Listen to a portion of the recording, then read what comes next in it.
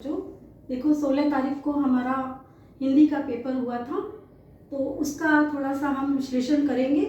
तो उसमें जो 20 प्रश्न आए थे आपके, वो उनमें बहुविकल्पी थे, तो उनके बारे में बात करते हैं।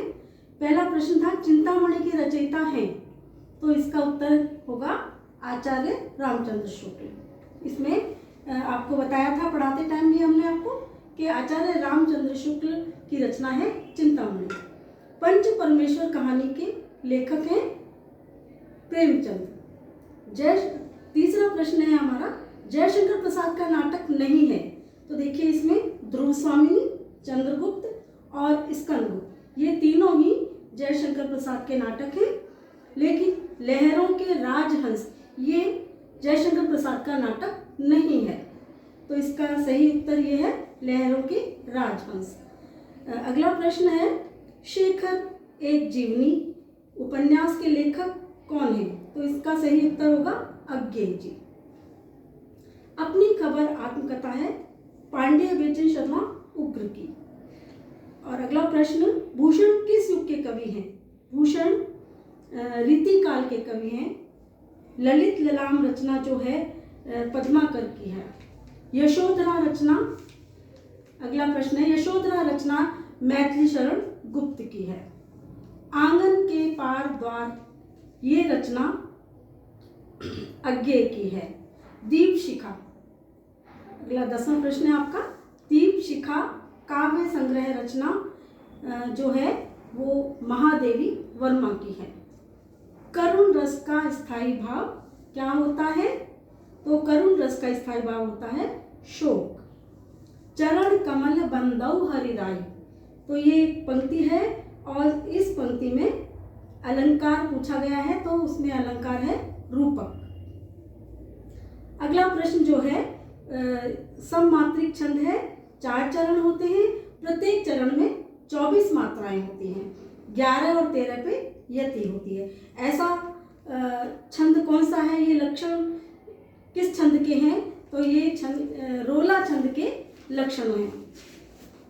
अगला प्रश्न है, पर्यावरण शब्द में कौन सा उपसर्ग है, तो पर्यावरण शब्द में उपसर्ग आगे लगते हैं शब्द के, आपको पता ही है, तो परि शब्द लगाने के बाद में ये पर्यावरण बना है। महानता शब्द में किस प्रत्यय का प्रयोग हुआ है? महानता यानी ता, प्रत्यय पीछे लगता है, तो पीछे लगा हुआ है ता इसमें उत्तर आएगा। सुख दुख में कौन सा समास है? द्वंद्व समास है सुख दुख में। निम्नलिखित में से अग्नि का पर्यायवाची नहीं है, तो इसमें आप पूछा है कि नहीं है। देखिए अनल होता है अग्नि का पर्यायवाची, पावक होता है, ज्वाला होता है, लेकिन अनिल अग्नि का पर्यायवाची नहीं होता है, तो ये सही। अनिल पर्यायवाची होता है वायु का। अभ्युदय का सही संधि विच्छेद क्या होगा, इसमें इसका उत्तर डी है, अभि धन उदय। और इसके बाद में पठिष्यत है, धातु रूप का वचन एवं पुरुष है, तो पठिष्यत है ऋट लकार, पठ धातु ऋट लकार का द्विवचन मध्यम पुरुष का रूप है।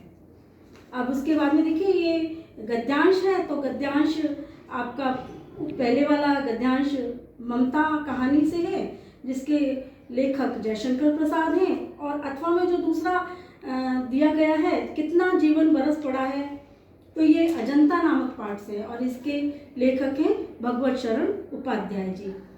और इस पद्यांश है, पद्यांश में ये तुलसीदास जी का पद्यांश है, जब पुरते निकसी रघुवीर बधु धरि धीर दय मग में डगद्वय, तो जब वन गमन इसका संदर्भ होगा, और तुलसीदास इसके रचयिता हैं। और इसके बाद जो अथवा में दिया गया है, मेवाड़ केसरी देख रहा केवल रण का न तमाशा था, तो ये हमारा जो पाठ है पीछे के पाठों में से हल्दी घाटी उसमें से लिया गया है।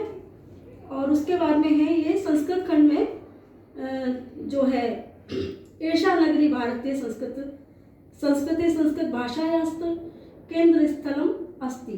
तो ये वाराणसी पाठ में से है और आपको इसका संदर्भ लिख के इसका अनुवाद करना है। और इसके बाद में जो इसके अथवा में दिया गया है अनुवाद के लिए वो प्रबुद्धो ग्रामीण से है। और इसके बाद में ये 2 श्लोक दिए गए हैं, इनमें से आपको एक करना है। और 5वें प्रश्न में जो है कर्ण खंड काव्य के आधार पर या तो आपको कुंती का चरित्र चित्रण करना है या फिर कर्ण खंड काव्य के षष्ठ सर्ग यानी छठे सर्ग की कथा वस्तु को शॉर्ट में अपने शब्दों में लिखना है।